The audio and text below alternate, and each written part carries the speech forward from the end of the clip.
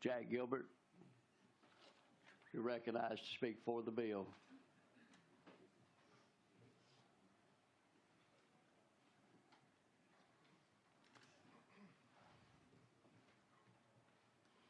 Mr. Gilbert, if you would, just state your name and who you represent and pull the mic up close to you. And I'll remind you, you have 3 minutes, sir. Thank you, sir. Thank you. I don't think it will take that long. My name is Jack Gilbert. I live in Van Buren, Arkansas, House District 79. I represent, hopefully today, my grandchildren and great-grandchildren. I started voting in 1964. I voted for the right folks every time, in my opinion. Guess what? The right folks they made things worse. I enjoy less freedom today than I did when I was a 7-year-old boy wandering around in West Texas. My great-grandchild, when she got here,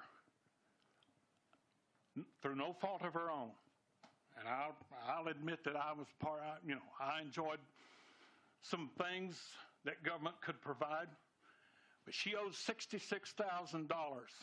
Her parents, because they're taxpayers, owed over $170,000 each. Folks, we've got to do something. In the words of an insurance commercial, I know a thing or two because I've seen a thing or two. You cannot spend more money than you take in. And so I was 73 years old before I knew anyone besides Congress could offer amendments to the Constitution. The day I found out that we, the people, could do that, I've never shouted in church, but I'm going to tell you, when I found out that we could do something about it, I shouted, because for the first time in my adult life, I had hope that we could do something to change this tax and spend garbage. I do not appreciate the way that they spend it.